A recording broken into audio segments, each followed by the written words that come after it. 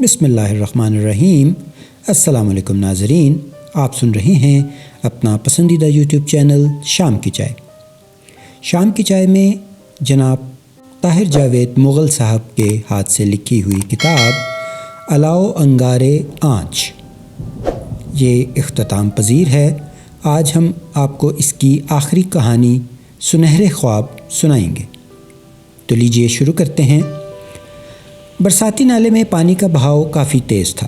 بلال شاہ ابھی 4-5 قدم ہی اندر گیا تھا کہ اس کا پاؤں پھسل گیا۔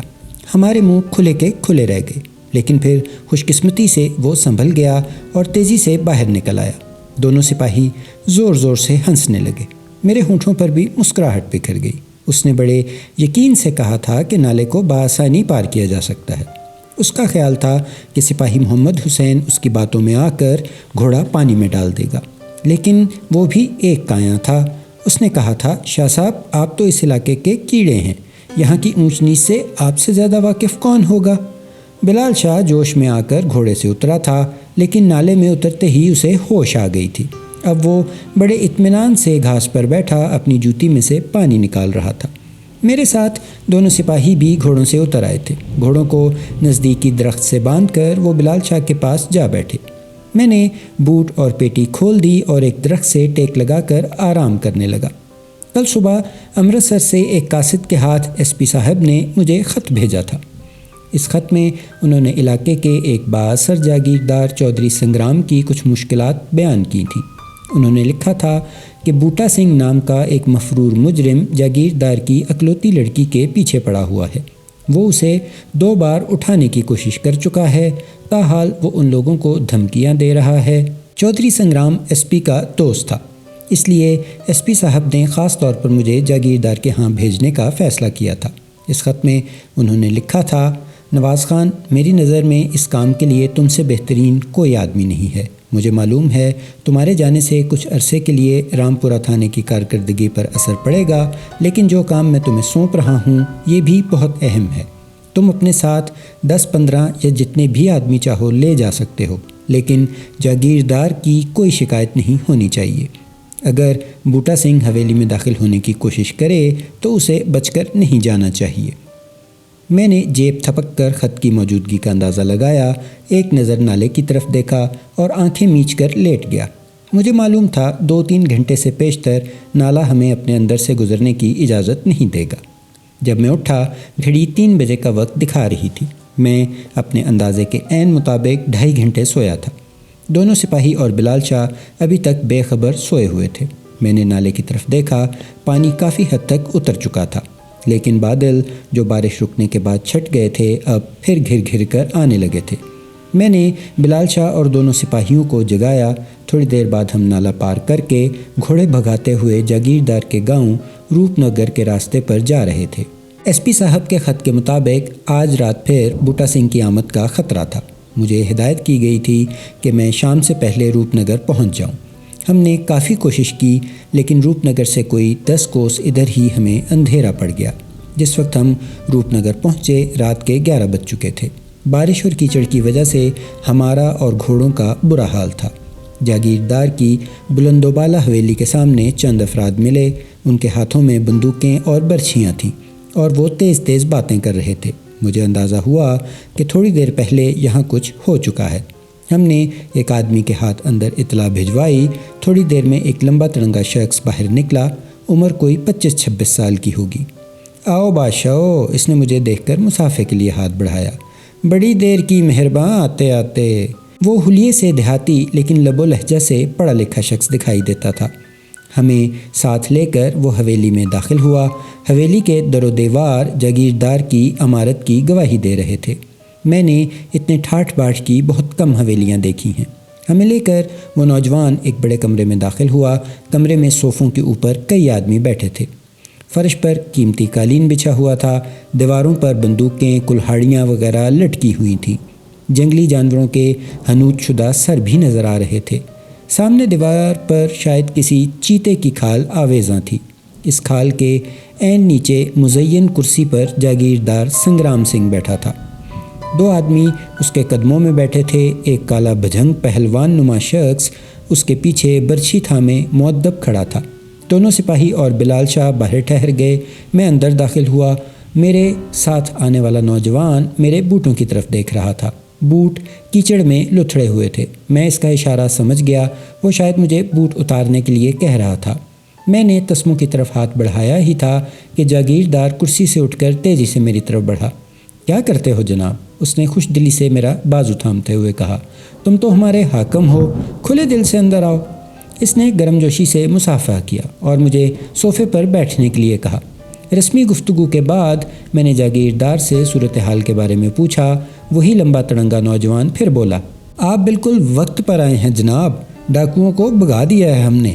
آپ کے لیے ہم نے حلوہ تیار کر کے رکھا ہوا ہے، آپ حلوہ کھائیں اور آرام سے سو جائیں۔ اس کے لہجے کا طنز اتنا نمایاں تھا کہ کمرے میں موجود کئی افراد مسکرانے لگے۔ کوئی اور موقع ہوتا تو میں ایسا جواب دیتا کہ صاحب بہادر کے ہوش ٹھکانے آ جاتے، لیکن اس وقت میں صبر کے گھونٹ پی کر رہ گیا۔ میں نے جاگیردار کو بتایا کہ راستے میں ڈیک نالے کی طغیانی کی وجہ سے ہم وقت پر نہ پہنچ سکے۔ جاگیردار سنگرام ایک بھلا شخص دکھائی دیتا تھا۔ اتنی بڑی جاگیر کا مالک ہونے کے باوجود اس میں نخوت اور نخرہ نہیں تھا۔ اس نے میرا نام پوچھا اور پھر نواز کہہ کر باتیں کرتا رہا۔ اس نے بتایا کہ کوئی 1 گھنٹہ پہلے ڈاکوؤں نے دھمکی کے عین مطابق گاؤں پر حملہ کیا تھا، لیکن ہم نے انہیں گاؤں کے باہر ہی سے مار بھگایا۔ ایک دیہاتی گولی لگنے سے معمولی زخمی ہوا تھا۔ اگلے روز میں نے جاگیردار سے اکیلے میں بات کی۔ اس نے بتایا کہ بوٹا سنگھ کا قصہ چند ماہ پرانا ہے۔ ایک روز اس کی لڑکی جمنا سہیلیوں کے ساتھ باغ میں گئی تو وہاں سے بوٹا اپنے ساتھیوں کے ساتھ گزرا۔ انہوں نے لڑکیوں سے بدتمیزی کی تو جمنا نے انہیں برا بھلا کہا۔ بوٹا سنگھ نے بدزبانی کی اور جمنا نے اسے تھپڑ کھینچ مارا۔ اتنے میں گاؤں کے آدمی پہنچ گئے اور بوٹا سنگھ ساتھیوں کے ساتھ فرار ہو گیا۔ جاگیردار ایک باپ کے انداز سے بتا رہا تھا اور میں ایک پولیس والے کے انداز سے سوچ رہا تھا۔ بوٹا سنگھ لڑکی کا حسن دیکھ کر اس پر عاشق ہو گیا ہوگا۔ اس نے اسے اٹھانے کی کوشش کی ہوگی لیکن کامیاب نہیں ہوا ہوگا۔ بہرحال کچھ بھی تھا، مجھے جاگیردار سنگرام کی حویلی کی حفاظت کا فرض سونپا گیا تھا اور یہ فرض مجھے ہر قیمت پر ادا کرنا تھا۔ میں نے جاگیردار کی اجازت سے حویلی کے اندرونی حصوں کا اچھی طرح جائزہ لیا۔ حویلی کی عمارت 2 منزلہ تھی، کمرے بڑے بڑے تھے۔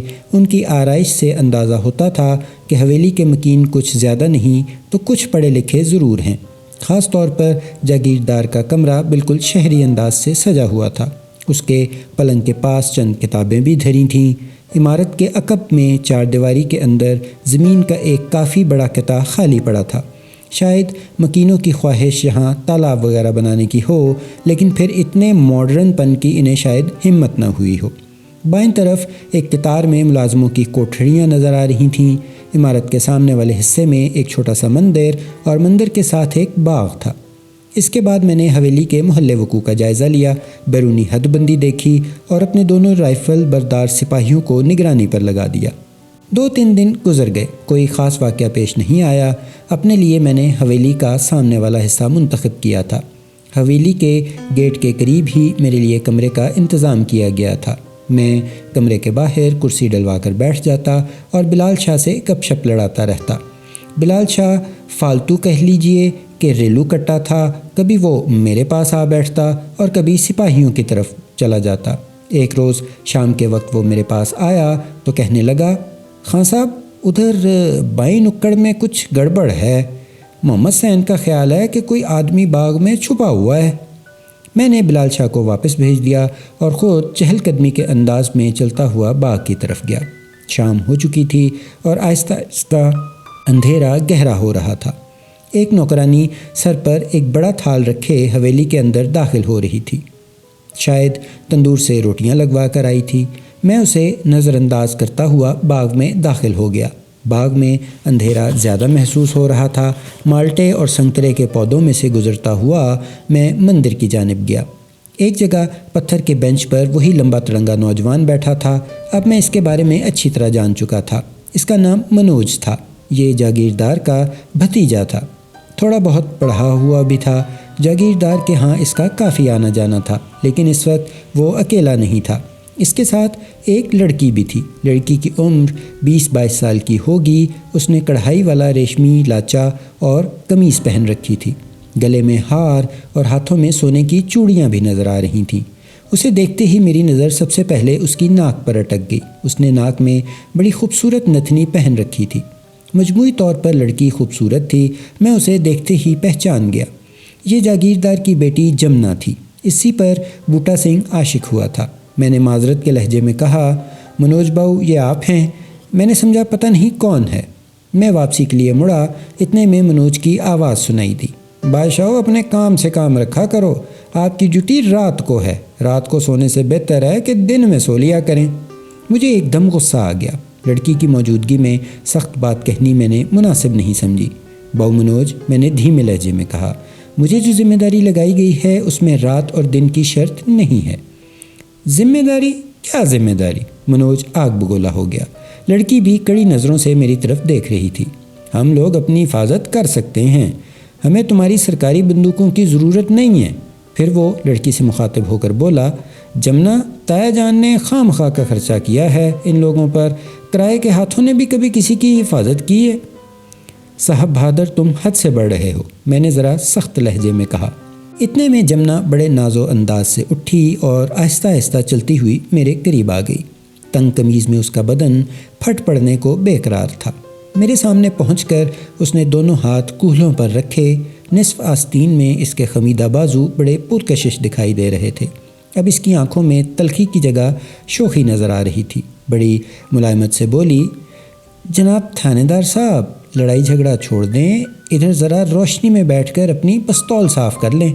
میں نے سنا ہے کہ اکثر عین موقع پر آپ لوگوں کی بندوقیں فیل ہو جاتی ہیں۔ اور ہاں، ذرا گیٹ کا دھیان رکھیے گا، میری سہیلیاں بلانے آئیں تو مجھے بتا دیجیے گا۔ میں نے جبڑے بھینچ کر اپنے غصے کو قابو میں کیا اور لڑکی کو دیکھتا ہوا واپس مڑ گیا۔ میری توقع کے عین مطابق وہ دونوں میرے پیچھے ہنسنے سے بھی باز نہیں آئے۔ ان لوگوں کا پالا نہ جانے کیسے پولیس افسروں سے پڑتا رہتا تھا۔ مالک تو مالک، گھر کے ملازمین بھی پولیس والوں کو فالتو سی چیز سمجھتے تھے۔ پہلے منوج اور اب لڑکی کے رویے سے مجھے سخت مایوسی ہوئی تھی۔ اس قسم کی باتیں سن کر پی جانا میری سرشت میں نہیں تھا۔ پتہ نہیں کیا بات تھی جو میں اب تک خاموش تھا۔ بہرحال میں نے جاگیردار سے بات کرنے کا فیصلہ کیا۔ ایک ملازم کے ہاتھ پیغام بھیجا۔ جاگیردار نے تھوڑی دیر بعد مجھے اندر بلا لیا۔ میں نے جاگیردار سے دو ٹوک الفاظ میں کہا کہ انہیں حویلی میں ہماری ضرورت ہے یا نہیں۔ جاگیردار میرے تیوروں سے بھانپ گیا۔ اس نے نرم لہجے میں کہا، نواز خان، جو بات ہے کھل کر بتاؤ، میں نے خود ایس پی صاحب سے کہہ کر تمہیں یہاں بلوایا ہے۔ میں نے بلا توقف انہیں منوج کی بدتمیزی کے بارے میں بتا دیا۔ میری پوری بات سن کر جاگیردار بولا، نواز میاں، ایس پی صاحب نے مجھے تمہارے بارے میں سب کچھ بتا دیا تھا۔ تم ایک جرأت مند اور ذہین پولیس آفیسر ہو۔ وہ تو بچے ہیں، ان کی باتوں کا غصہ کرنے کی ضرورت نہیں ہے۔ پھر اس نے حقے کا ایک طویل کش لیا اور تکیے سے ٹیک لگاتے ہوئے بولا، نواز پتر، میں ایک بڑی الجھن میں گرفتار ہوں۔ بوٹا سنگھ کی دشمنی اتنی معمولی سی بات نہیں جتنی منوج وغیرہ سمجھتے ہیں۔ منوج تو ابھی کل کی پیدائش ہے، یوں بھی نوجوان ہوش سے زیادہ جوش سے کام لیتے ہیں۔ تمہیں معلوم ہی ہوگا کہ بوٹا کوئی معمولی بدماش نہیں، بے شمار ڈاکے اور قتل اس کے کھاتے میں ہیں۔ یوں بھی ایک مفرور قاتل سے بڑے جرم کی توقع کی جا سکتی ہے۔ جمنا جوان اور خوبصورت ہے، میرا خیال ہے کہ جلد از جلد اس کی شادی کر دوں۔ آپ کا خیال بالکل ٹھیک ہے، میں نے ہنکارا بھرا، لیکن اس میں ایک دشواری ہے۔ جاگیردار اپنی گھریلو باتیں بتانے پر آمادہ تھا۔ جمنا کی سورگواسی ماں کی خواہش تھی کہ اس کی شادی اپنے منہ بلے بھائی کی طرف کرے۔ یہ خواہش اتنی شدید تھی کہ کوئی اسے ٹالنے کی جرأت نہ کر سکا۔ لیکن مسئلہ یہ ہے کہ مرنے والے کے بھائی کا صرف ایک ہی لڑکا تھا اور اس کی عمر جمنا کے مقابلے میں بہت تھوڑی تھی۔ آج سے 3 سال پہلے وہ شاید دوسری جماعت میں تھا۔ میں نے جمنا کی ماں کو سمجھانے کی کوشش کی، لیکن وہ پرانے خیال کی روایت پسند عورت تھی۔ اس نے کہا کہ عمروں کے فرق کی کوئی بات نہیں۔ بہرحال اس نے منہ بولے بھائی کے بیٹے سے اس کی نسبت طے کر دی۔ اس واقعے کے 1 سال بعد وہ بھگوان کو پیاری ہو گئی۔ اب لڑکا 11 سال کا ہے۔ اگر ہم جمنا کی شادی اس سے کرنا چاہتے ہیں تو ہمیں کم از کم 6-7 سال اور انتظار کرنا ہوگا۔ دوسری طرف جمنا کی عمر 21-22 سال ہے۔ 1 آدھ سال میں اس کی شادی ہو جانی چاہیے۔ اب یہ بوٹا سنگھ کا مسئلہ بھی کھڑا ہو گیا ہے۔ میری سمجھ میں نہیں آ رہا کہ میں کیا کروں۔ اگر جمنا کا ہاتھ کسی اور کو تھماتا ہوں تو مرنے والے کی روح کو تکلیف پہنچے گی، اگر مرنے والی کا عہد نبھاتا ہوں تو لڑکی کی عمر نکل جائے گی۔ فکروں میں گھرا ہوا جاگیردار بالکل عام آدمی کی طرح نظر آ رہا تھا۔ اس نے حقے کا طویل کش لیا اور تکیے سے ٹیک لگا کر چھت گھورنے لگا۔ میں باغ میں جمنا اور منوج کو جس انداز میں دیکھ چکا تھا، میرے لیے یہ سمجھنا مشکل نہیں تھا کہ وہ دونوں ایک دوسرے میں دلچسپی لیتے ہیں۔ میں نے جاگیردار کو ٹٹولنے کے لیے کہا، جاگیردار صاحب، بدلے ہوئے حالات میں انسان کو بعض فیصلے بدلنے پڑتے ہیں۔ ہو سکتا ہے اگر جاگیردارنی زندہ ہوتیں تو موجودہ حالات میں بھی وہ جمنا کے جلد بیاہ کا سوچتیں۔ یہ آپ کا گھریلو معاملہ ہے، میری دخل اندازی کچھ مناسب تو نہیں، لیکن آپ نے یہ بات کی ہے تو میں اتنا مشورہ ضرور دوں گا کہ جمنا کی شادی ہو جانی چاہیے۔ اگر آپ کی نظر میں کوئی اچھا لڑکا ہے تو جلد از جلد اس فرض سے سبکدوش ہو جائیں۔ جاگیردار نے پرسوچ انداز میں کہا، ہاں لڑکا تو ہے، منوج کے بارے میں کیا خیال ہے تمہارا؟ پھر میرے جواب دینے سے پہلے ہی کہا، مسئلہ پھر وہی مرنے والی کا آ جاتا ہے، اسے کیا جواب دوں گا آگے جا کر۔ میں جاگیردار کے لکیروں بھرے چہرے کی طرف دیکھتا رہا۔ آج وہ مجھے پہلے سے زیادہ بوڑھا نظر آ رہا تھا۔ شاید ان دنوں وہ کسی فیصلے پر پہنچنے کی کوشش کر رہا تھا۔ مجھے یوں محسوس ہوا جیسے وہ آج پھر اپنے گھر کے پچھواڑے تالاب کھودنے کے متعلق سوچ رہا ہے۔ تالاب کے لیے اس نے جگہ تو چھوڑ دی ہے، لیکن پرانی رسمیں توڑ کر شہر والوں کی طرح تالاب بنانے اور اس میں نہانے کی اسے ہمت نہیں ہو رہی۔ حویلی کا پہرا دیتے ہوئے ہمیں کوئی 1 ہفتہ اور گزر گیا۔ دونوں سپاہی اور بلال شاہ بیٹھے تاش وغیرہ کھیلتے رہے۔ کبھی کبھی بلال شاہ نہر سے مچھلیاں پکڑنے چلا جاتا۔ وہ یہاں کے لوگوں سے کافی گھل مل گیا تھا اور میں اس کے ذریعے حویلی کے ارد گرد کی صورتحال سے باخبر رہتا تھا۔ ایک جگہ فارغ بیٹھنا میرے بس کا روگ نہیں تھا۔ اگر ایس پی صاحب کا اصرار نہ ہوتا تو میں یہ ڈیوٹی کبھی قبول نہ کرتا۔ فراغت کی ان طویل گھڑیوں میں اکثر بالائی منزل کی کھڑکیوں میں جمنا کو آتے جاتے دیکھتا تھا۔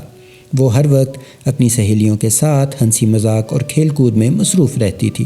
یوں لگتا تھا جیسے اپنے ارد گرد کے حالات کی اسے کوئی پرواہ نہیں۔ 1-2 بار منوج بھی نظر آیا تھا۔ وہ بڑا مغرور قسم کا ہندو نوجوان تھا۔ اسے دیکھتے ہی جمنا کھل اٹھتی تھی اور اس کی آنکھوں میں عجیب طرح کی چمک آ جاتی تھی۔ میں اس چمک کو اچھی طرح سمجھتا تھا۔ یہ تعریفی چمک عورت کی نظروں میں اس وقت دکھائی دیتی ہے جب کسی ایسے مرد سے اس کا سامنا ہو جسے وہ چاہتی ہو اور جو اس کی حفاظت کرنے کی صلاحیت بھی رکھتا ہو۔ اور یہ حقیقت تھی کہ منوج نہ صرف وجیح تھا بلکہ کھلے ہاتھ پیر کا ایک مضبوط اور تند خو نوجوان تھا۔ میں سوچ رہا تھا کہ حویلی کے گیٹ پر بیٹھ کر بوٹا سنگھ کا انتظار کرنے سے بہتر ہے کہ میں گھوڑے کی پشت پر بیٹھ کر اس کی تلاش میں نکل جاؤں۔ بوٹا سنگھ میرے لیے اجنبی نہیں تھا۔ ایک بار پہلے بھی میری اس سے مڈ بھیڑ ہو چکی تھی۔ میں اسے کوئی بہادر شخص تسلیم نہیں کرتا تھا۔ ہاں ایک بات تھی کہ وہ ہوشیار اور پھرتیلا ضرور تھا۔ عام سی جسامت کا شخص تھا۔ عمر کوئی 27-28 سال کی ہوگی۔ پولیس کی مار نے ایک کان غائب کر دیا تھا۔ کچھ عرصہ پہلے جب اس کا گروہ اتنا بڑا نہیں ہوا تھا، میں نے ایک چھاپے میں اسے پکڑ لیا تھا، لیکن وہ حیرت انگیز چالاکی سے میری آنکھوں میں ریت جھونک کر فرار ہو گیا تھا۔ میں اپنے کمرے سے باہر کرسی پر بیٹھا خیالوں میں غرق تھا کہ ایک آواز سن کر چونک اٹھا۔ حویلی کے اندرونی حصے میں ڈھولک کی تھاپ سنائی دے رہی تھی۔ اسی کے ساتھ لڑکیوں کے گانے کی آواز بھی آ گئی۔ اس کا مطلب تھا جاگیردار نے جمنا کی شادی کا فیصلہ کر لیا تھا۔ مجھے آج صبح ہی سے شک ہو رہا تھا۔ کئی عورتیں حویلی کے اندر باہر آ جا رہی تھیں۔ منوج بھی 2-3 روز سے نہیں آیا تھا۔ میں نے حویلی کے چوکیدار کو آواز دے کر بلایا۔ جی صاحب، اس نے لاٹھی ہاتھوں میں گھماتے ہوئے کہا۔ یہ شور کیسا ہے؟ میں نے پوچھا۔ آپ کو نہیں معلوم؟ بی بی کا بیاہ ہو رہا ہے۔ بی بی جی سے مراد اس کی جمنا تھی۔ لڑکا کون ہے؟ میں نے اسے بازو سے پکڑ کر قریب بٹھاتے ہوئے کہا۔ جی وہی اپنے وجے بابو۔ وجے بابو؟ میں سناٹے میں رہ گیا۔ اس کا مطلب تھا جاگیردار اس 11 سالہ لڑکے سے بیٹی کا بیاہ رچا رہا تھا۔ ایک لمحے میں جمنا کا بھرپور سراپا میری نگاہوں میں گھوم گیا۔ اس کی شوخی، اس کا جوبن، متحرک ہونٹ اور دہکتے ہوئے گال، سب کچھ میری نگاہوں کے سامنے سے گزر گیا۔ یہ ظلم تھا، سراسر ظلم۔ 6-7 سال بعد جب خاوند جوانی کی سیڑھی پر قدم رکھے گا، بیوی بڑھاپے کی دہلیز پر کھڑی ہوگی۔ راجوں مہاراجوں اور جاگیرداروں کی ظالمانہ رسموں کے بارے میں نے بہت کچھ سنا تھا، لیکن ان رسموں کی سفاکی آج صحیح معنوں میں مجھ پر کھلی تھی۔ اتنے میں دور سے بلال شاہ کی جھلک نظر آئی۔ وہ قریباً بھاگتا ہوا میری طرف آ رہا تھا۔ وہ اتنی جلدی میں دکھائی دیتا تھا کہ مچھلیاں پکڑنے والی ڈور اس کے پیچھے پیچھے گھسٹتی چلی آ رہی تھی۔ مجھے معلوم تھا کہ وہ کوئی اہم خبر لے کر آ رہا ہے، اور مجھے یہ بھی معلوم تھا کہ وہ چوکیدار کی پرواہ کیے بغیر کھٹاک سے وہ خبر میرے سر پر دے مارے گا۔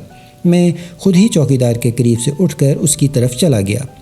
خان صاحب، وہ زور سے چیخا۔ میں نے اسے آہستہ بولنے کا اشارہ کیا۔ خان صاحب، وہ بہت دھیمی آواز میں بولا۔ بوٹا سنگھ؟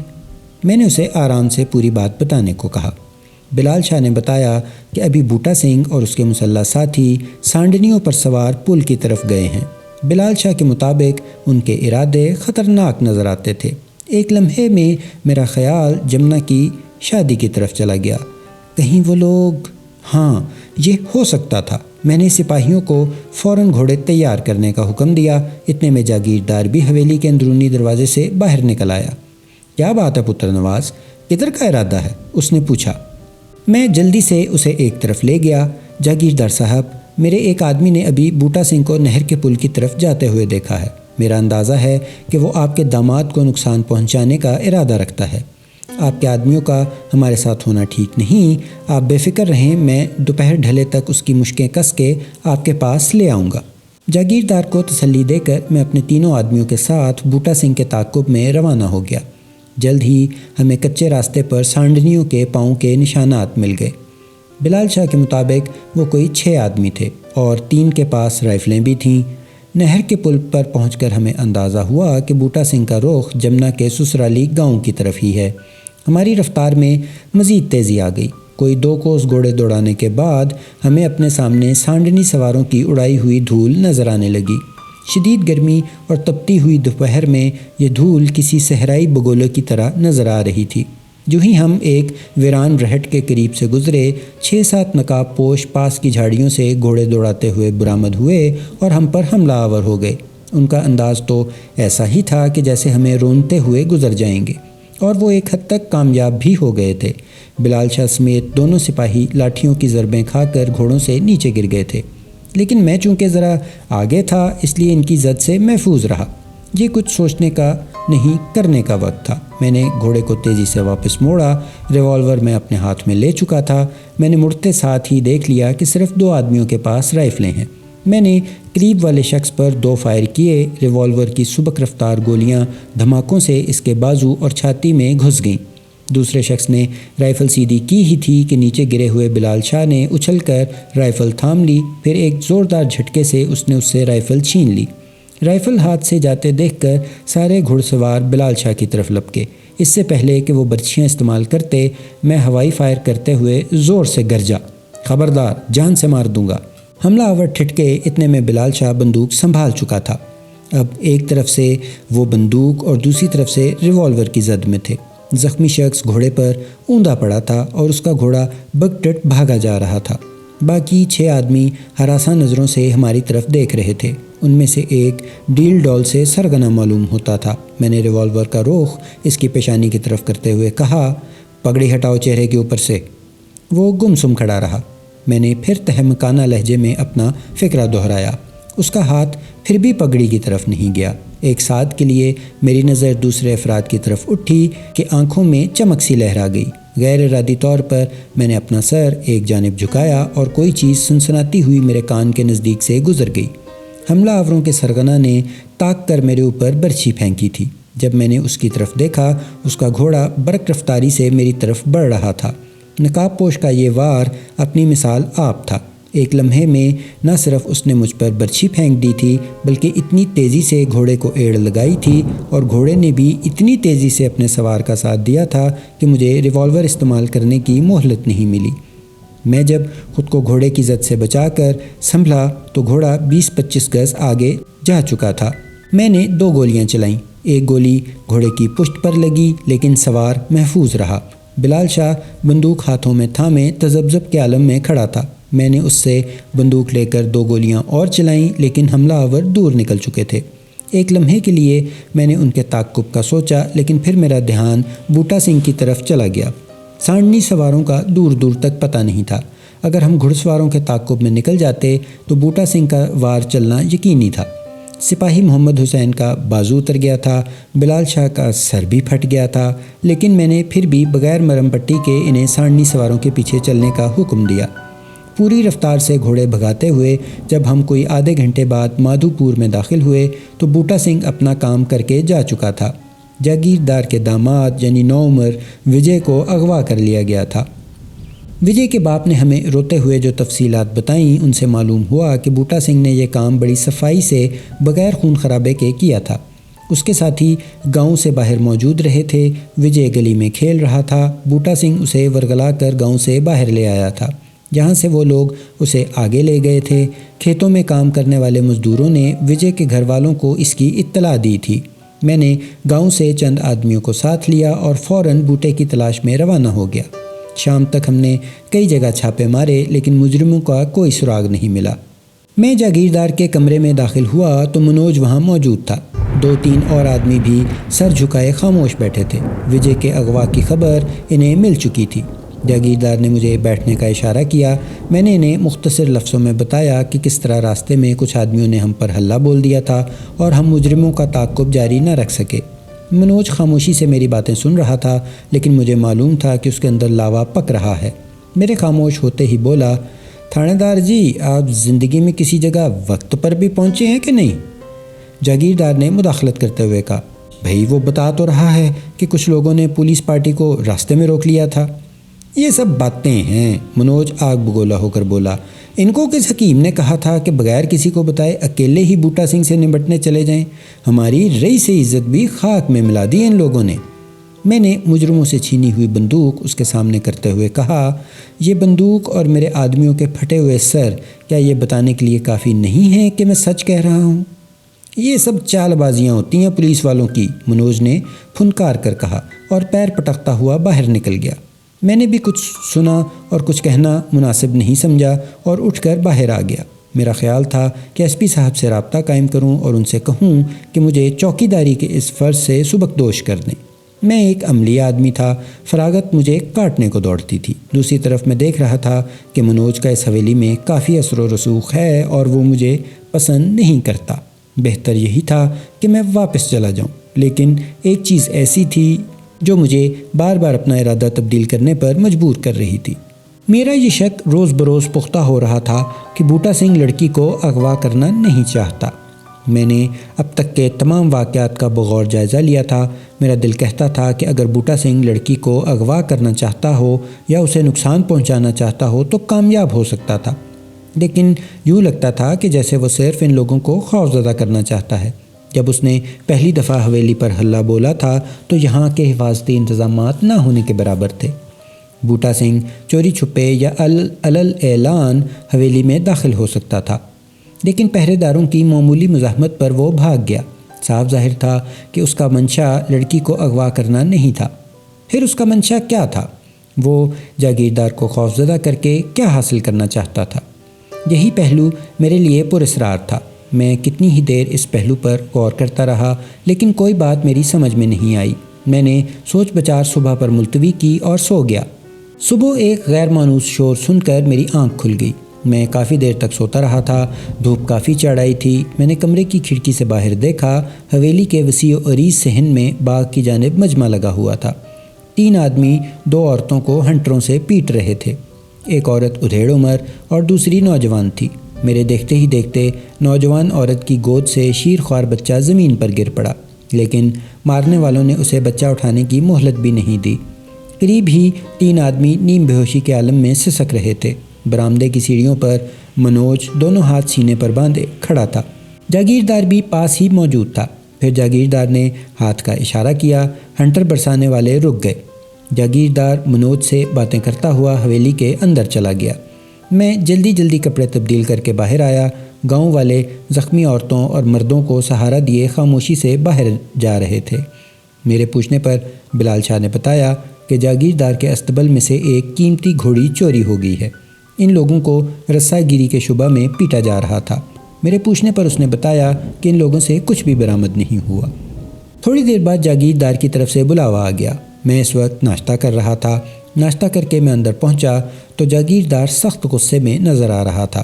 منوج بھی قریب ہی بیٹھا تھا۔ استبل کا نگران ہاتھ باندھے اس کے پیچھے کھڑا تھا۔ جمنا بھی ایک کرسی پر بیٹھی ہوئی تھی۔ اس کی آنکھیں سوجی ہوئی تھیں، لگتا تھا تھوڑی دیر پہلے تک روتی رہی ہے۔ سیاہ دوپٹے میں اس کا چہرہ کچھ زیادہ ہی نکھرا ہوا لگ رہا تھا۔ مجھے پہلی بار احساس ہوا کہ وہ کافی خوبصورت ہے۔ جاگیردار نے مجھے بیٹھنے کا اشارہ کرتے ہوئے کہا، یہاں سے ایک گھوڑی چوری ہو گئی ہے۔ یہ ہماری بیٹی کی لاڈلی گھوڑی تھی۔ ہم ہر قیمت پر وہ گھوڑی استبل میں واپس دیکھنا چاہتے ہیں۔ اتنے میں منوج بولا، دیکھو تھانے دار جی، میں بات صاف کرتا ہوں اور سیدھی کرتا ہوں۔ ہمیں آپ کے ہی ایک آدمی پر شبہ ہے، وہ موٹا سا لمبا سا، کیا نام ہے اس کا، بلال۔ ہاں، وہ ہر وقت استبل کے چکر لگاتا رہتا تھا۔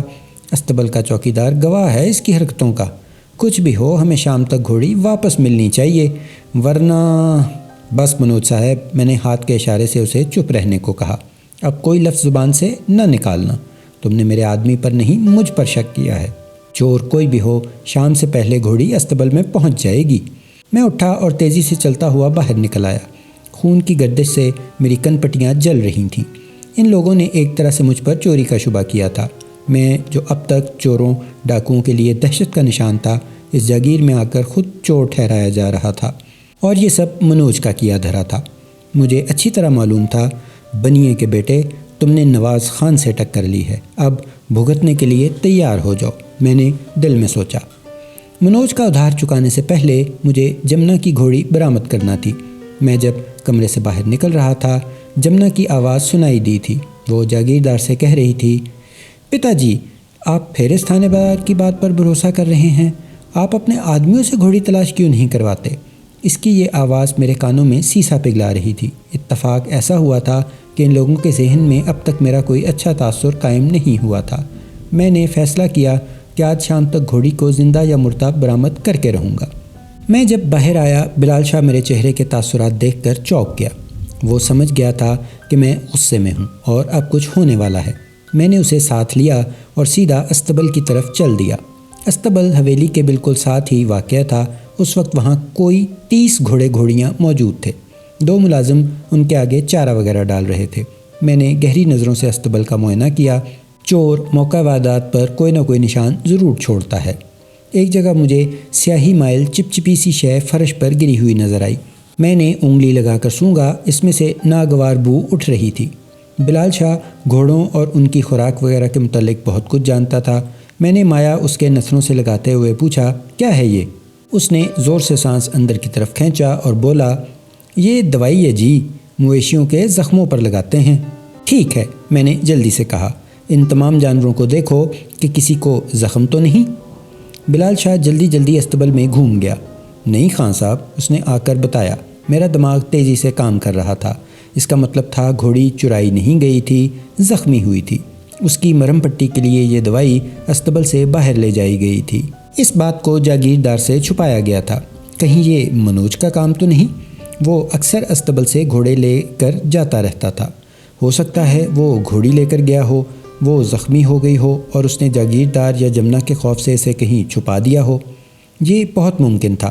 ایک دم ذہن میں جھماکا سا ہوا۔ کل دوپہر کا منظر میری آنکھوں کے سامنے گھوم گیا، جب نقاب پوش نے مجھ پر گھوڑا چڑھایا تھا اور میں نے پہلو بچا کر اس پر گولی چلائی تھی۔ ایک گولی گھوڑے کو لگی تھی۔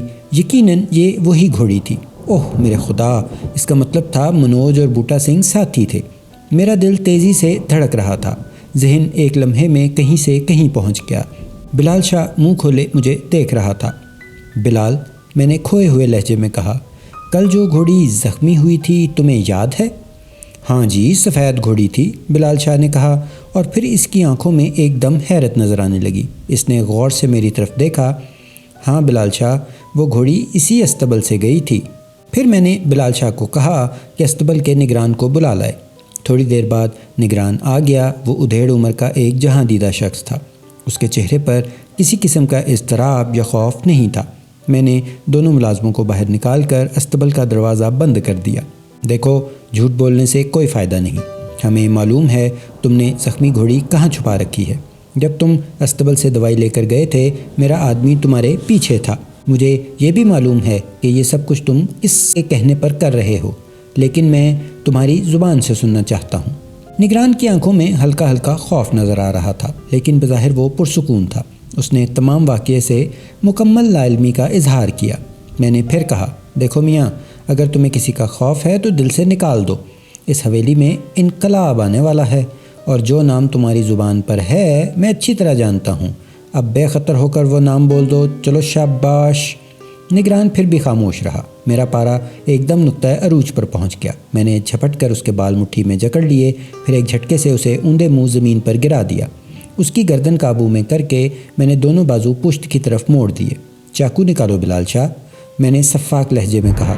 بلال شاہ نے شلوار کے نیفے سے گراری والا چاقو نکال لیا۔ میں نے اسے آنکھوں سے اشارہ کیا۔ اس نے کرر کی خوفناک آواز سے چاقو کھولا اور نگران کے مڑے ہوئے ہاتھوں کی انگلی ہاتھوں میں تھام لی۔ کس کے کہنے پر تم یہ سب کچھ کر رہے ہو؟ میں نے ایک ایک لفظ پر زور دے کر کہا۔ مجھے کچھ معلوم نہیں ہے جی، مجھے کچھ معلوم نہیں ہے، وہ حلق کی پوری قوت سے چیخا۔ کاٹ ڈالو انگلی اس کی، میں نے سرد لہجے میں کہا۔ بلال شاہ کا چاقو حرکت میں آیا اور نگران کی دلدوز چیخ سن کر گھوڑے اچھل کود کرنے لگے۔ کس کے کہنے پر تم یہ سب کچھ کر رہے ہو؟ میں نے پھر اپنے الفاظ دہرائے۔ وہ ذبح ہوتے ہوئے بکرے کی طرح چیخ رہا تھا۔ میں نے بلال شاہ سے کہا، دوسری انگلی بھی کاٹ ڈالو۔ بلال شاہ نے اس کی دوسری انگلی پکڑی ہی تھی کہ وہ چلانے لگا، بتاتا ہوں حضور، سب کچھ بتاتا ہوں۔ اس کے بعد وہ فر بولنے لگا۔ اس نے بتایا کہ منوج بابو نے حکم دیا تھا کہ گھوڑی کے زخمی ہونے کا کسی کو پتہ نہ چلے۔ وہی کل دوپہر گھوڑی استبل سے لے کر گئے تھے۔ جب وہ اپنا بیان مکمل کر چکا، میں نے اسے سیدھا کر کے زمین سے اٹھایا۔ اس نے جلدی سے اپنا خون آلود ہاتھ دیکھا، لیکن انگلی ہاتھ پر ہی موجود تھی۔ بلال شاہ کا لگایا ہوا زخم 1/4 انچ سے گہرا نہیں تھا۔ کوئی 1 گھنٹے بعد میں زخمی گھوڑی لیے ہوئے حویلی میں داخل ہو رہا تھا۔ منوج نے اسے گاؤں سے باہر اپنے ایک دوست کے ڈیرے پر باندھ رکھا تھا۔ میں نے گھوڑی استبل میں پہنچائی اور جاگیردار کے کمرے میں جا کر اسے برآمدگی کی خبر سنائی۔ پھر میں نے اسے اجازت طلب کی۔ جاگیردار نے جانے کا سبب پوچھا تو میں نے بتایا کہ میں ایک مجرم کے خلاف کارروائی کرنا چاہتا ہوں اور اس کے گھر میں رہ کر میں اس کے خلاف کچھ نہیں کر سکتا۔ جاگیردار حیرت سے میری طرف دیکھ رہا تھا۔ ہاں جاگیردار صاحب، میں نے ٹھوس لہجے میں کہا، منوج آپ کا بھتیجا ہے اور آپ اسے بیٹوں کی طرح چاہتے ہیں، لیکن وہ مجرم ہے۔ یہ وہی گھوڑی ہے جو کل میری گولی سے زخمی ہوئی تھی، اور کل یہ گھوڑی منوج کے نیچے تھی۔ تم کہنا کیا چاہتے ہو؟ جاگیردار نے چونک کر کہا۔ منوج بوٹا سنگھ کا ساتھی ہے جاگیردار صاحب، میں نے اطمینان سے کہا۔ وہ بوٹا سنگھ کے ذریعے آپ کو خوفزدہ کرنے کی کوشش کر رہا ہے۔ کیوں؟ اس کا کیا فائدہ ہے اس میں؟ جاگیردار کچھ سمجھنے کی کوشش کر رہا تھا۔ سننا چاہتے ہیں تو سنیے۔ وہ آپ کی بے شمار دولت کے لالچ میں آپ کی بیٹی سے شادی کرنا چاہتا ہے۔ وہ چاہتا تھا کہ آپ بوٹا سنگھ کی کارروائیوں سے پریشان ہو کر جمنا کی فوری شادی کا فیصلہ کر لیں۔ اس صورت میں قرہ یقیناً اسی کے نام نکلتا، لیکن آپ نے شادی کا فیصلہ تو کر لیا، مگر داماد منوج کی بجائے وجے ہی رہا۔ اپنی جیت کو ہار میں بدلتے دیکھ کر اس نے بوٹا سنگھ کے ہاتھوں وجے کو اٹھوانے کا پروگرام بنایا۔ جب میں بوٹا سنگھ کے تعاقب میں روانہ ہوا تو منوج خبردار ہو گیا۔ وہ اس وقت یہیں موجود تھا۔ اس نے اپنے ساتھیوں کے ساتھ پولیس پارٹی کا تعاقب کیا اور راستے میں روک لیا۔ بعد کے واقعات آپ جانتے ہی ہیں۔ جاگیردار کے چہرے پر زلزلے کے آثار دکھائی دے رہے تھے۔ یوں لگتا تھا جیسے اس کے اندر کسی خدشے کی تصدیق ہو گئی ہے۔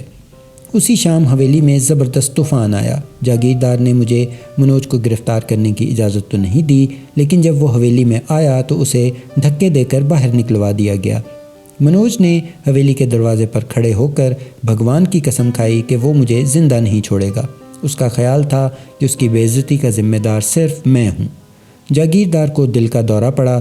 جمنا نے مجھ سے بد کلامی کی۔ میں نے حویلی چھوڑنے کا ارادہ کر لیا، لیکن جاگیردار منتوں واسطوں پر اتر آیا۔ اس نے مجھے جانے سے روک لیا۔ حویلی میں موجود منوج کے ساتھ ملے ہوئے تمام ملازمین کو چھٹی دے دی گئی۔ جاگیردار کافی بیمار ہو گیا تھا۔ میں نے امرتسر سے اپنے ایک واقف کار ڈاکٹر کو بلوایا۔ اس نے بڑی توجہ سے جاگیردار کا علاج کیا۔ کوئی 1 ہفتے بعد جاگیردار کی حالت کچھ سنبھلی۔ اس نے مجھے اپنے پاس بلا کر کہا، نواز، تم ایک سرکاری ملازم ہو، لیکن جس طرح تم نے اس حویلی کی حفاظت کی ہے، میں زندگی بھر تمہارا احسان نہیں چکا سکتا۔ ان چند دنوں میں تم مجھے گھر کا ایک فرد کی طرح لگنے لگے ہو۔ ڈاکٹر کا خیال ہے کہ مجھے کچھ روز کے لیے لاہور جانا پڑے گا۔ میں یہاں کا انتظام بڑے منشی صاحب کو سونپ کر جا رہا ہوں۔ تمہیں معلوم ہے وہ بڑے نیک طبیعت اور سلجھو آدمی ہیں، تمہیں ان سے کوئی شکایت نہیں ہوگی۔ میں چاہتا ہوں کہ تم حویلی کی پوری طرح دیکھ بھال کرو۔ جمنا کو میں نے سمجھا دیا ہے، وہ بچی ہے، اگر کوئی بات کہہ دے تو برا نہ ماننا۔ میں جاگیردار کی بات سمجھ رہا تھا، میں نے انہیں پوری تسلی دی۔ اگلے روز وہ لاہور کے لیے روانہ ہو گئے۔ بڑے منشی عطا محمد صاحب بڑے نیک اور مخلص آدمی تھے۔ ان چند ہفتوں میں میں انہیں اچھی طرح سمجھنے لگا تھا۔ جاگیردار کو ان پر اندھا اعتماد تھا، لیکن میں دیکھ رہا تھا کہ جمنا کا رویہ ان سے ٹھیک نہیں تھا۔ جاگیردار کے جانے کے بعد میں نے ایک دو بار جمنا کو بڑے سخت لہجے میں منشی صاحب سے باتیں کرتے ہوئے سنا۔ ایک روز تو حد ہو گئی۔ میں اپنے کمرے کے سامنے کرسی بچائے بیٹھا تھا۔ میرے سامنے منوج کا وہ دوست تھا جس کے ڈیرے سے مسروقہ گھوڑی برآمد ہوئی تھی۔ پچھلے 3 روز سے میں اس سے پوچھ گچھ کر رہا تھا، لیکن اس نے منوج یا بوٹا سنگھ کے بارے میں کوئی کارآمد بات نہیں بتائی تھی۔ حویلی سے جانے کے بعد منوج غائب ہو گیا تھا اور کئی روز گزرنے کے باوجود اس کا کوئی پتہ نہیں چلا تھا۔ ابھی میں باتوں میں مصروف تھا کہ اوپر بالکنی سے شور کی آواز سنائی دی۔ میں بھاگتا ہوا اوپر پہنچا۔ ایک انتہائی تکلیف دہ منظر میرے سامنے تھا۔ جمنا اور اس کی سہیلیاں عطا صاحب کو جوتیوں سے پیٹ رہی تھیں۔ عطا صاحب کے ہاتھ میں شاید کچھ رجسٹر تھے، کچھ رجسٹر زمین پر بکھرے ہوئے تھے۔ میں بمشکل لڑکیوں سے انہیں نجات دلانے میں کامیاب ہوا۔ ان کی اینک ٹوٹ چکی تھی، وہ بازوؤں میں منہ چھپا کر زار و قطار رونے لگے۔ جمنا بپھری ہوئی شیرنی کی طرح ان پر جھپٹ رہی تھی۔ وہ اس وقت ادھورے اور نامکمل لباس میں تھی۔ یہ بری نیت سے میرے کمرے میں آیا تھا، میں اسے زندہ نہیں چھوڑوں گی، وہ غرائی۔ عطا صاحب ہاتھ جوڑتے ہوئے بولے، خدا کی قسم میں ساتھ والے کمرے میں رجسٹر رکھنے گیا تھا، غلطی سے اس کمرے میں داخل ہو گیا۔ داڑھی والے شیطان، میں تیری کھال ادھیڑ دوں گی، وہ چیخی۔ میرا دماغ سنسنا اٹھا۔ پھر میرا ہاتھ اٹھا اور ایک زوردار تھپڑ جمنا کے گال پر پڑا۔ وہ لڑکھڑا کر دیوار سے جا ٹکرائی۔ تمام لڑکیاں چیختی ہوئی پیچھے ہٹ گئیں۔ وہ پھٹی ہوئی نگاہوں سے میری طرف دیکھ رہی تھیں۔ میں نے عطا صاحب کو سہارا دیا اور نیچے لے آیا۔ کافی دیر میں ان کی دلجوئی کرتا رہا، لیکن وہ برابر روئے جا رہے تھے۔ خدا کی قسم میں نے اسے گود میں کھلایا ہے نواز صاحب، وہ بار بار یہ الفاظ دہرا رہے تھے۔ تھوڑی دیر بعد وہ اٹھ کر چلے گئے۔ کوئی 2 گھنٹے بعد ایک ملازم نے مجھے ایک خط لا کر دیا۔ یہ عطا صاحب کا خط تھا۔ اس میں اب تک کے حساب کتاب کی مکمل تفصیل درج تھی۔ وہ سب کچھ چھوڑ چھاڑ کر چلے گئے تھے۔ آخر میں انہوں نے ایک فقرہ لکھا تھا، اگر مجھے حرام موت کا خوف نہ ہوتا تو ایک لمحہ ضائع کیے بغیر موت کو گلے لگا لیتا۔ نواز صاحب، میرے بیوی بچوں کو کہہ دینا کہ میں مر چکا ہوں، خدا حافظ۔ میرا دل چاہ رہا تھا کہ اس بدذات لڑکی کے ٹکڑے کر دوں۔ اسے منشی جی کے جانے کی خوشخبری سنانے کے لیے جب میں حویلی کے اندر گیا تو وہ کہیں نظر نہیں آئی۔ اس کا کمرہ خالی تھا، سہیلیاں بھی موجود نہیں تھیں۔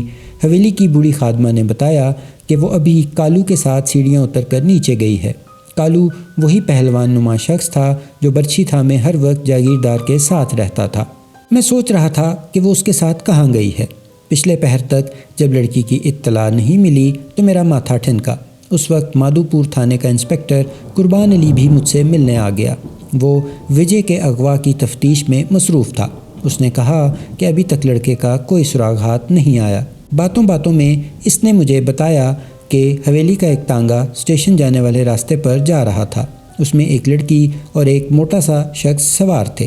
اس نے موٹے شخص کا حلیہ بیان کیا تو میں فوراً سمجھ گیا کہ وہ جمنا اور کالو کا ذکر کر رہا ہے۔ میرے لیے یہ اچھا موقع تھا۔ قربان علی کو حویلی میں چھوڑ کر میں جمنا کی تلاش میں جا سکتا تھا۔ میں نے اسے پوری بات سمجھائی۔ وہ بیچارہ آج رات ہی اپنے گھر جا رہا تھا، 2-3 روز میں اس کی شادی ہونے والی تھی۔ بہرحال میرے اصرار پر اس نے رکنے کی حامی بھر لی۔ اسے ہدایات دے کر میں بلال شاہ کے ساتھ اسٹیشن کی طرف روانہ ہو گیا۔ اسٹیشن وہاں سے کوئی 20 میل کے فاصلے پر تھا۔ راستہ کچا اور دشوار گزار تھا۔ ہم گھوڑوں پر سوار تھے۔ جس رفتار سے ہم جا رہے تھے تانگے کے لیے اس سے آدھی رفتار بھی برقرار رکھنا مشکل تھا۔ مجھے امید تھی کہ ہم راستے ہی میں تانگے کو جا لیں گے۔ نصف راستے میں اندھیرا پڑ گیا۔ رات تاریک تھی اور دور دور تک کوئی شخص دکھائی نہیں دیتا تھا۔ راستہ غیر آباد زمینوں کے درمیان سے گزرتا تھا۔ گندم کے ادھ پکے کھیت بہت پیچھے رہ گئے تھے۔ اچانک ایک آواز سن کر میں چونک گیا۔ یوں لگا تھا جیسے کوئی گھٹی ہوئی آواز میں چیخا ہو۔ چیخ کسی عورت کی لگتی تھی۔ چند لمحے بعد ہوا کے دوش پر تیرتی ہوئی ایک اور چیخ سنائی دی۔ اس بار آواز بالکل صاف تھی کہ کوئی عورت مدد کے لیے پکار رہی تھی۔ میں نے گھوڑا روکا، بلال شاہ بھی رک گیا۔ ہم نے ایک دوسرے کی طرف دیکھا اور گھوڑے کو ایک درخت سے باندھ کر گھنی جھاڑیوں کی طرف چل دیے۔ تھوڑی ہی دور مجھے اندھیرے میں کوئی چیز نظر آئی۔ قریب پہنچ کر دیکھا تو یہ حویلی کا تانگا تھا۔ تانگا خالی تھا اور گھوڑا گھاس پر منہ مار رہا تھا۔ میں سناٹے میں رہ گیا۔ بلال شاہ کو تانگے کے قریب رکنے کا کہہ کر میں نے پستول نکالا اور جھاڑیوں میں گھس گیا۔ جب دوسری بار چیخ کی آواز سنائی دی تھی تو میں نے سمت کا اندازہ لگا لیا تھا۔ بڑی احتیاط سے چلتا ہوا میں آگے بڑھ رہا تھا۔ دوسری چیخ کے بعد کوئی آواز سنائی نہیں دی تھی۔ قریباً 5 منٹ چلنے کے بعد مجھے ایک جگہ سفید دھبا سا نظر آیا۔ قریب پہنچ کر دیکھا تو یہ جھاڑی میں اٹکی ہوئی ریشمی کپڑے کی ایک دھجی تھی۔ میں نے آنکھوں کو قریب سے غور سے لا کر جائزہ لیا۔ شک کی کوئی گنجائش نہیں رہی تھی، جمنا مصیبت میں تھی۔ یہ اسی کی قمیص کا ایک ٹکڑا تھا۔ میں چند قدم اور آگے بڑھا تو ایک جانب سے کھسر پھسر کی آواز سنائی دی۔ تب ایک مرد کا کہکہا سنائی دیا۔ میں نے پستول چیک کیا اور دبے قدموں چلتا ہوا آواز کی سمت بڑھنے لگا۔ کوئی 30 گز آگے جھاڑیوں کے درمیان تھوڑی سی کھلی جگہ پر کسی شخص کا ہیولا نظر آ رہا تھا۔ میں پہچان گیا، یہ کالو تھا۔ جمنا زمین پر گری ہوئی تھی۔ کالو کہہ رہا تھا، بھاگ لے دیوی، جتنا بھاگ سکتی ہے بھاگ لے۔ 10 کوس چاروں طرف میرے سوا اور کوئی نہیں ہے۔ تمہارے پتا کا نمک خوار ہوں، بھگوان کی سوگن جب تک بھاگتی رہو گی تو میں ہاتھ نہیں لگاؤں گا۔ جمنا کے ہانپنے کی آواز میں اتنی دور سے بھی سن رہا تھا۔ جسے وہ محافظ سمجھ کر لائی تھی وہ لٹیرا بن گیا تھا۔ کالو، بھگوان سے ڈرو، میں کہتی ہوں بھگوان سے ڈرو، وہ تھکی ہوئی آواز میں بولی۔ جواب میں کالو کا بلند کہکہا سنائی دیا، میں تمہارے بھاگنے کا انتظار کر رہا ہوں دیوی۔ میں نے دیکھا جمنا کے ہیولے میں کوئی حرکت پیدا نہیں ہوئی۔ کالو تھوڑی دیر اس کی طرف دیکھتا رہا، پھر جھومتا ہوا اس کی طرف بڑھا۔ جمنا کی گھٹی ہوئی چیخ بلند ہوئی۔ اس سے پہلے کہ کالو اس کے جسم سے کپڑے کی دھجیاں نوچ ڈالتا، میں نے جھاڑیوں سے نکل کر اسے للکارا۔ وہ تیزی سے گھوما اور یوں میری طرف دیکھنے لگا جیسے مجھے بھوت سمجھ رہا ہو۔ اس کے ایک ہاتھ میں شراب کی بوتل تھی۔ میں تیزی سے آگے بڑھا اور میری زوردار ٹانگ اس کے منہ پر پڑی۔ وہ الٹ کر جھاڑیوں کے قریب جا گرا۔ گرتے وقت اس کی بوتل کسی پتھر سے ٹکرائی اور ٹوٹ گئی۔ سر جھٹک کر وہ تیزی سے اٹھا اور خوفناک انداز سے میری طرف بڑھنے لگا۔ ٹوٹی ہوئی بوتل وہ چاقو کے انداز میں لہرا رہا تھا۔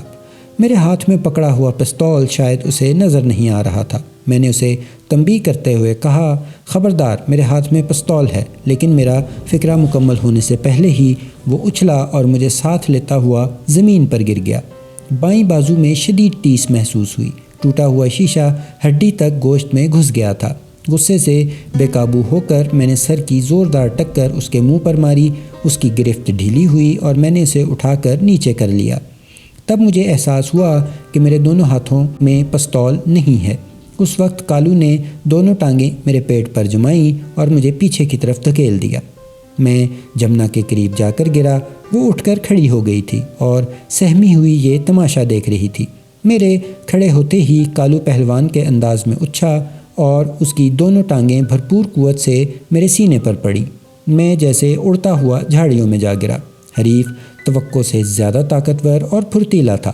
میں سوچ رہا تھا کہ مجھے فوراً اپنا پستول استعمال کر لینا چاہیے تھا، لیکن اب کیا ہو سکتا تھا۔ میں نے حواس بجا کیے اور اٹھ کر کھڑا ہو گیا۔ کالو جھاڑیاں ہٹاتا ہوا میرے قریب پہنچا۔ وہ نہایت غلیظ گالیاں بک رہا تھا اور جمنا نے اونچی آواز میں رونا شروع کر دیا تھا۔ جھاڑیوں میں گھسنا کالو کے لیے قیامت بن گیا۔ میں نے ایک جھاڑی کی شاخ سے لٹک کر دونوں بوٹ پوری قوت سے اس کے منہ پر جمائے۔ وہ ٹکراتا ہوا خالی جگہ پر جا گرا۔ میرے وزن سے جھاڑی کی شاخ تڑک گئی تھی۔ میں نے زور لگا کر شاخ توڑی۔ اس سے پہلے کہ کالو اٹھتا میں اس کے سر پر پہنچ چکا تھا۔ سر پر لگنے والی 2 بھرپور ضربوں نے اسے ہوش و حواس سے بیگانہ کر دیا، اور تب مجھے احساس ہوا کہ میری آنکھوں میں اندھیرا چھا رہا ہے۔ بازو کا زخم میری توقع سے کہیں بڑھ کر تھا۔ آستین بری طرح خون میں نچڑ چکی تھی۔ بہرحال میں ایک لڑکی کے سامنے کسی قسم کی کمزوری ظاہر کرنا نہیں چاہتا تھا۔ میں نے اس کا بازو پکڑا اور جھاڑیوں میں سے رستہ بناتا ہوا تانگے کی طرف چل دیا۔ میں نے دونوں گھوڑے بلال شاہ کے سپرد کیے اور خود جمنا کو لے کر تانگے پر بیٹھ گیا۔ کالو کا بے ہوش جسم بمشکل سیٹوں کے نیچے گھسیڑا گیا۔ راستے بھر جمنا دوسری طرف منہ پھیرے بیٹھی رہی۔ اس نے مجھ سے کوئی بات نہیں کی۔ حویلی پہنچے تو ایک اور وحشتناک خبر میری منتظر تھی۔ نامعلوم افراد حویلی میں داخل ہو کر انسپکٹر قربان علی کو قتل کر گئے تھے۔ میں حویلی پہنچا تو انسپکٹر کی لاش میرے کمرے میں میرے بستر پر ہی پڑی ہوئی تھی۔ اس کے جسم پر 5 جگہ گولیوں کے نشانات تھے۔ مرتے مرتے بھی انسپکٹر نے دیوار سے لٹکتے ہوئے ریوالور تک پہنچنے کی کوشش کی تھی، لیکن کامیاب نہیں ہوا تھا۔ دونوں پولیس والوں نے بھی حملہ آور پر گولیاں چلائیں تھیں، لیکن ان کا کوئی شخص زخمی نہیں ہوا تھا۔ حویلی کے اندر اور باہر بے شمار لوگ جمع تھے۔ مقامی تھانے کے اہلکار بھی پہنچ چکے تھے۔ یہ میرے لیے ایک بہت بڑا صدمہ تھا۔ انسپکٹر قربان علی میرا ساتھی ہی نہیں، دوست بھی تھا۔ چند روز بعد بیچارے کی شادی ہونے والی تھی۔ مجھے یوں محسوس ہو رہا تھا جیسے مجھے قتل کر دیا گیا ہو۔ رات پچھلے پہر امرتسر سے ایس پی صاحب بھی پہنچ گئے۔ انہوں نے خاص طور پر مجھ سے ملاقات کی اور میری ڈھارس بندھانے کی کوشش کی۔ حالات سے صاف ظاہر تھا کہ حملہ آوروں نے، جو بلا شبہ منوج اور اس کے آدمی تھے، مجھے قتل کرنے کی کوشش کی تھی۔ اگر میں شدید طور پر زخمی نہ ہوتا تو شاید اسی وقت ریوالور لے کر قاتلوں کی تلاش میں نکل جاتا، لیکن پٹیوں میں جکڑا ہوا میرا بازو مجھے کچھ انتظار کرنے پر مجبور کر رہا تھا۔ اگلے روز شام تک انسپکٹر قربان علی کی تجہیز و تکفین مکمل ہو گئی۔ میں آنکھوں میں رنج و الم کے ناقابل فراموش منظر سمیٹ کر حویلی واپس آ گیا۔ ایس پی صاحب نے بہت کہا کہ میں اب تھانے واپس آ جاؤں، لیکن میں نے انہیں مجبور کر کے حویلی میں ڈیوٹی لگوائی۔ جو کہانی شروع ہوئی تھی اسے انجام تک پہنچائے بغیر چھوڑ دینا اب میرے لیے ممکن نہیں تھا۔ میں انسپکٹر قربان علی کے قاتلوں کو جلد از جلد کیفر کردار تک پہنچانا چاہتا تھا۔ ان کی عبرتناک سزا ہی میرے زخموں پر مرہم رکھ سکتی تھی، اور زخموں کے مرہم کے لیے مجھے زخم مندمل ہونے کا انتظار کرنا تھا۔ حویلی پر پولیس کا پہرا موجود تھا۔ میرا بازو آہستہ آہستہ قابل حرکت ہو رہا تھا۔ ایک دن میں انسپکٹر قربان علی کی چھوڑی ہوئی فائل کا مطالعہ کر رہا تھا۔ بلال شاہ چارپائی پر بیٹھا میری ٹانگیں دبا رہا تھا۔ اتنے میں حویلی کی بوڑھی خادمہ کی شکل نظر آئی۔ اس نے بتایا کہ بی بی آپ کو بلا رہی ہیں۔ حویلی میں ایک ہی بی بی تھی، یعنی جمنا۔ میں سوچنے لگا جمنا کو مجھ سے کیا کام ہو سکتا ہے۔ شدید زخمی ہونے کے باوجود اس نے ایک بار بھی میرا حال دریافت نہیں کیا تھا، کسی بات پر معذرت نہیں کی تھی، شکریہ بھی ادا نہیں کیا تھا۔ شاید وہ اب بھی مجھے اپنا دشمن سمجھتی تھی۔ کالو والے واقعے کے بعد صرف ایک دفعہ اس سے میری بات ہوئی تھی، اور وہ بھی تانگے پر آتے ہوئے راستے میں۔ میں نے کہا تھا، جمنا دیوی، جو کچھ تمہارے ساتھ ہوا ہے یہ اس شخص کی آہ کا نتیجہ ہے جس پر تم نے جھوٹی تہمت لگا کر بے عزت کیا تھا۔ اگر تم میں ذرا بھی احساس ہے تو اس شریف النفس انسان کو ڈھونڈو اور اس کے قدموں میں گر کر معافی مانگو۔ وہ خاموشی سے دوسری طرف دیکھتی رہی تھی۔ میں اسی ادھیڑ بند میں خادمہ کے ساتھ چلتا ہوا حویلی کے اندرونی حصے میں داخل ہوا۔ مجھے جمنا کے کمرے کے سامنے چھوڑ کر خادمہ چلی گئی۔ میں نے کھنکار کر اپنی آمد کی اطلاع دی اور پردہ اٹھا کر اندر چلا گیا۔ جمنا پلنگ پر بیٹھی تھی، اس کا رخ دوسری طرف تھا۔ میں نے ایک بار پھر کھنکار کر اسے متوجہ کرنا چاہا، لیکن وہ بدستور منہ پھیرے بیٹھی رہی۔ کیا بات ہے جمنا دیوی؟ میں نے دیوی کے لفظ پر زور دیتے ہوئے کہا۔ اس نے منہ پھیرے بغیر ایک کاغذ میری طرف بڑھا دیا۔ تب مجھے اندازہ ہوا کہ وہ رو رہی ہے۔ کاغذ پر لکھا تھا، پیاری جمنی، حویلی میں میرے ساتھ جو کچھ ہوا وہ صرف اور صرف اس بدنیت انسپکٹر کی کوشش کا نتیجہ ہے۔ اس نے تایا جان کو اپنے ہاتھوں میں لے لیا ہے اور وہ اس کے اشاروں پر ناچ رہے ہیں۔ میں زیادہ صفائیاں پیش نہیں کروں گا، صرف اتنا کہوں گا کہ بوٹا سنگھ سے نہ میرا تعلق تھا، نہ ہے اور نہ کبھی ہوگا۔ میں تمہیں دل و جان سے چاہتا ہوں اور اس بات کی گواہی تمہارا دل بھی دے گا۔ اپنے دل کی گواہی پر بھروسہ کرو، دنیا کی باتوں پر نہ جاؤ۔ میں آج رات حویلی میں آ رہا ہوں تمہیں ہمیشہ ہمیشہ کے لیے یہاں سے لے جانے کے لیے۔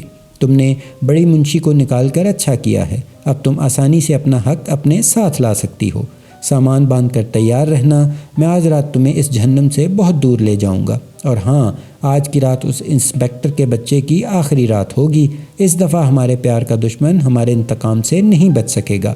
میں نے خط دوسری بار احتیاط سے پڑھا، پھر جمنا سے پوچھا، اب مجھ سے کیا چاہتی ہو جمنا دیوی؟ جواب دینے کی بجائے وہ ایک دم اٹھی، ایک نظر میری طرف دیکھا اور بھاگ کر میرے قدموں میں گر گئی۔ میں اس اچانک حملے سے گھبرا کر 2 قدم پیچھے ہٹ گیا۔ وہ گھٹنوں میں منہ چھپائے اونچی آواز میں رو رہی تھی۔ کچھ دیر میں تذبذب کے عالم میں کھڑا رہا، پھر آگے بڑھ کر اسے شانوں سے اٹھایا۔ انسپکٹر صاحب مجھے معاف کر دیں، وہ ہاتھ جوڑتے ہوئے بولی۔ میں آپ کو غلط سمجھی تھی، میں نے آپ کی بہت بے عزتی کی ہے۔ اب وہ باقاعدہ ہچکیاں لے رہی تھی۔ میں نے ہاتھ بڑھا کر اس کا شانہ تھپ تھپایا اور تسلی دینے کی کوشش کرنے لگا۔ چند منٹ بعد وہ میرے سامنے کرسی پر بیٹھی تمام بات بتا رہی تھی۔ اس نے اعتراف کیا کہ وہ آج رات گھر چھوڑنے کا فیصلہ کر چکی تھی۔ کمرے میں پڑے 4 بڑے بڑے صندوق اس بات کی تصدیق کر رہے تھے۔ اس نے کہا، انسپکٹر جی، میں کتنی ہی بری سہی لیکن احسان فراموش نہیں ہوں۔ آپ کا احسان زندگی بھر میرے دل پر نقش رہے گا۔ آپ نے جان پر کھیل کر ایک بے بس اور مجبور لڑکی کی عزت بچائی تھی۔ وہ لڑکی آپ کو کیسے موت کے منہ میں دھکیل سکتی تھی؟ کبھی نہیں۔ وہ پھر سرسکیاں لینے لگی۔ انسپکٹر جی، میں نے آپ کو یہ سب کچھ بتا دیا ہے، اب آپ جو کہیں گے میں ویسا ہی کروں گی۔ آپ کے کہنے پر میں اندھے کنویں میں بھی چھلانگ لگا دوں گی۔ یقین نہیں آتا تو آزما کر دیکھ لیں۔ وہ دوپٹے کا کنارہ منہ میں دبائے زارو قطار رو رہی تھی۔ میں اسے تسلی تشفی دیتا رہا۔ جب وہ ذرا پرسکون ہوئی تو میں اسے رات کے متعلق ہدایات دینے لگا۔ وہ منوج سے سخت خوفزدہ نظر آ رہی تھی۔ اس کا کہنا تھا کہ وہ ہٹ کا بڑا پکا ہے۔ اس نے آپ کو قتل کی دھمکی دی ہے اور وہ اس دھمکی کو عملی جامہ پہنانے کی ہر ممکن کوشش کرے گا۔ وہ چاہتی تھی کہ میں آج رات کے لیے کہیں روح پوش ہو جاؤں یا پھر مدد کے لیے پولیس کے اور آدمی منگوا لوں۔ میں نے اسے کہا کہ پہلی بات تو میرے لیے کسی صورت قابل قبول نہیں۔ ہاں، اس کے دوسرے مشورے پر عمل کرنے کی کوشش کروں گا، لیکن اضافی پولیس منوج کے لیے نہیں، بوٹا سنگھ اور اس کے ساتھیوں کے لیے ہوگی۔ وہ سوالیہ نظروں سے مجھے دیکھتے ہوئے بولی، کیا آپ کو یقین ہے کہ منوج بوٹا سنگھ سے ملا ہوا ہے؟ ہاں جمنا، میں نے گھمبیر لہجے میں کہا، اگر تمہیں کوئی شک ہے تو وہ بھی آج رات رفع ہو جائے گا۔ رات پرسکون تھی۔ گاؤں کے لوگ دن بھر کی محنت کے بعد میٹھی نیند سو رہے تھے۔ دور چوکیدار کی آواز آ رہی تھی، جاگ دے رہنا۔ میں جمنا کے کمرے میں اس کے بستر پر چادر اڑے لیٹا ہوا تھا۔ عقب میں کھلنے والی کھڑکی میں نے سرخ رنگ کا ایک دوپٹہ باندھ دیا تھا جو کہ ہوا سے پھڑپھڑا رہا تھا۔ کھڑکی سے آنے والی 14ویں کے چاند کی کرنیں کمرے میں اندھیرے اجالے کا پرسرار کھیل کھیل رہی تھیں۔ منوج نے اپنے خط میں لکھا تھا کہ اگر جمنا جانے کے لیے تیار ہو تو کھڑکی میں اپنا دوپٹہ باندھ دے۔ منوج کی ہدایت کے مطابق دوپٹہ موجود تھا اور منوج کو اس کے انجام کی طرف بلا رہا تھا۔ اس وقت 11 کا عمل ہوگا جب دروازے سے چرر کی آواز سنائی دی۔ میرا دل تیزی سے دھڑکنے لگا۔ 2 گھنٹے سے میں اسی آواز کا انتظار کر رہا تھا۔ قدموں کی دبی دبی آہٹ اور کپڑوں کی سرسراہٹ سنائی دی۔ ہماری توقع کے عین مطابق آنے والا محافظوں کی نظر سے بچنے کے لیے دروازے کی طرف سے آیا تھا۔ جو ہی میں نے جسم پر تنی ہوئی چادر میں حرکت محسوس کی، میں اچھل کر کھڑا ہو گیا۔ میرا ایک ہاتھ نووارد کی گردن سے لپٹ گیا اور دوسرے ہاتھ سے میں نے اس کا ریوالور قابو میں کر لیا۔ حملہ آور اس اچانک افتاد سے پہلے تو بری طرح گھبرایا، لیکن پھر سنبھل گیا۔ اس کے جسم میں وحشی گھوڑے کا زور تھا۔ میں اس کے قد کاٹ سے پہچان چکا تھا، وہ منوج ہی تھا۔ وہ مجھے کبڈی کے انداز میں گھسیٹتا ہوا عقبی کھڑکی تک لے گیا، پھر عین کھڑکی پر پہنچ کر وہ گلا پھاڑ کر چیخا، بوٹے بوٹے سائیں لاکھے۔ وہ ساتھیوں کو آوازیں دے رہا تھا۔ میں بھی یہی چاہتا تھا۔ میرے دیکھتے ہی دیکھتے مکانوں کی اوٹ سے 2-3 جلتی ہوئی مشلیں برآمد ہوئیں اور گھوڑوں کی ٹاپیں بوٹا سنگھ کی آمد کی خبر سنانے لگیں، لیکن مجھے ان لوگوں کی پرواہ نہیں تھی۔ ان سے نپٹنے کا پورا انتظام موجود تھا۔ حویلی کے اندر کوئی 20 پولیس والے گھات لگائے بیٹھے تھے۔ میں نے اپنی توجہ منوج کی طرف مرکوز کر دی۔ وہ اپنے بازو کی پوری طاقت لگا کر ریوالور کا رخ میری طرف موڑنے کی کوشش کر رہا تھا۔ اس کے دونوں ہاتھ کام کر رہے تھے، لیکن میرا ایک ہاتھ زخمی تھا۔ ایک لحاظ سے یہ ایک ہاتھ اور 2 ہاتھوں کا مقابلہ تھا۔ کوئی آدھا منٹ تک یہ جان لیوا کشمکش جاری رہی، لیکن پھر آہستہ آہستہ ریوالور کا رخ میری طرف مڑنے لگا۔ منوج کے دماغ میں ایک ہی سودا سمایا ہوا تھا۔ وہ طاقت کے بل پر ریوالور کا رخ میری طرف پھیرنا چاہتا تھا، لیکن اس ضد میں وہ ایک بات بالکل فراموش کر چکا تھا۔ وہ بالکل کھڑکی کے قریب کھڑا تھا۔ عین اس وقت جب ریوالور کی نال میری گردن پر چبھنے لگی تھی، میں نے جھٹکے سے منوج کو پیچھے کی طرف دھکیلا۔ وہ کھڑکی کی چوکھٹ سے ٹکرایا اور الٹ کر دوسری منزل سے 20 فٹ نیچے پکے فرش پر جا گرا۔ اس کی آخری چیخ بڑی بھیانک تھی۔ فرش پر گرتے ہی اس کا منکا ٹوٹ گیا تھا۔ نیچے زمین کے خالی خطے پر زبردست فائرنگ ہو رہی تھی۔ پولیس والوں نے بوٹا سنگھ اور اس کے ساتھیوں کو گھیر لیا تھا، لیکن نہیں، بوٹھا سنگھ ان کے گھیرے میں نہیں آیا تھا۔ جو ہی میں نے نیچے جانے کے لیے واپس مڑا تو بوٹھا سنگھ کو سامنے کھڑا پایا۔ اس کے ہاتھ میں خنجر تھا اور چمکدار آنکھیں سانپ کی طرح حرکت کر رہی تھیں۔ کئی لوگ اس بات پر یقین رکھتے تھے کہ وہ آنکھیں نہیں جھپکتا، لیکن میرے سامنے اس نے کئی بار آنکھیں جھپکی۔ اپنا بوٹا سا قد لیے وہ مجھ سے کوئی 10 فٹ کے فاصلے پر کھڑا تھا۔ اس کی عیاری پولیس والوں میں ضرب المثل بن چکی تھی۔ اس کی پھرتی اور چالاکی سے میں اچھی طرح واقف تھا اور ایک دفعہ زک بھی اٹھا چکا تھا، اس لیے اب میں تیار تھا، بالکل تیار۔ میری آنکھوں میں دیکھتے ہوئے بوٹا اچانک جھکا۔ قالین کا ایک کنارہ وہ ہاتھوں میں پکڑ چکا تھا۔ قدموں کے نیچے سے قالین دری وغیرہ کھینچنے کا داؤ بہت پرانا تھا۔ ہوشیاری سے لگایا گیا داؤ کسی کو بھی نیچے گرا سکتا تھا، لیکن جو ہی اس نے قالین کو جھٹکا دیا میں ہوا میں اچھل گیا، کیونکہ میں پہلے سے تیار تھا۔ بوٹا اپنے زور میں دیوار سے جا ٹکرایا۔ اس سے پہلے کہ وہ اٹھتا میرے بوٹ کی 2 زوردار ٹھوکریں اس کے منہ پر پڑیں اور وہ چانوں شانے چت ہو گیا۔ سارے پولیس والے ایک سے نہیں ہوتے، میں نے اس کے ہاتھوں سے خنجر چھینتے ہوئے کہا۔ وہ زمین پر پڑا خون تھوکتا رہا۔ جاگیردار کی صحت یابی کے بعد میں حویلی سے رخصت ہو گیا۔ جاگیردار کی پرزور خواہش تھی کہ میں کچھ عرصہ اس کے ہاں اور رکوں۔ جمنا تو شاید یہ چاہتی تھی کہ میں ہمیشہ اپنی گارڈ کے ساتھ اس کی حویلی پر موجود رہوں۔ ان دنوں میں اس نے ہماری بڑی زبردست خاطر تواضع کی۔ مرغن کھانے کھا کھا کر سپاہی سست ہو گئے اور بلال شاہ کی تو نکسیر پھوٹنے لگی۔ اس کا دل وہاں اتنا لگا کہ جب ہم رخصت ہوئے تو وہ باقاعدہ آنسوؤں سے رونے لگا۔ مجھے رخصت کرنے کے لیے علاقے کے معززین سمیت بہت سے افراد جمع ہو گئے تھے، لیکن جمنا ان میں نظر نہیں آئی۔ اس کے بعد میں نے اسے کبھی نہیں دیکھا۔ ایک دفعہ امرتسر کے ایک بازار میں منشی عطا سے میری ملاقات ہوئی۔ اس نے بتایا کہ وہ آج کل جاگیردار کے پاس ہی ہے۔ جمنا نے بڑی کوشش کے بعد اسے ڈھونڈ لیا تھا اور منت سماجت کر کے منا لائی تھی۔ اس کا 11 سالہ منگیتر حالانکہ برآمد ہو گیا تھا، لیکن جاگیردار نے اس کی شادی دہلی کے ایک ڈاکٹر سے کر دی تھی۔ منشی عطا کے مطابق وہ ہنسی خوشی زندگی گزار رہی تھی۔ بوٹا سنگھ کو موت کی سزا ہوئی، لیکن وہ ایک بار پھر جیل توڑ کر فرار ہو گیا۔ یہ ایک علیحدہ کہانی ہے، پھر کسی وقت آپ کو سناؤں گا۔ تو لیجئے ناظرین، یہ پہلی کتاب الاؤ انگارے آنچ اپنے اختتام کو پہنچی۔ انسپکٹر نواز خان کی آبیتیاں ابھی بھی جاری ہیں اور ہم آپ کو سناتے رہیں گے۔ انشاءاللہ ملتے ہیں ایک اور کہانی کے ساتھ۔ اپنا بہت سا خیال رکھیے گا۔ چینل کو سبسکرائب کیجئے، لائک کیجئے اور شیئر کیجئے۔ اللہ حافظ۔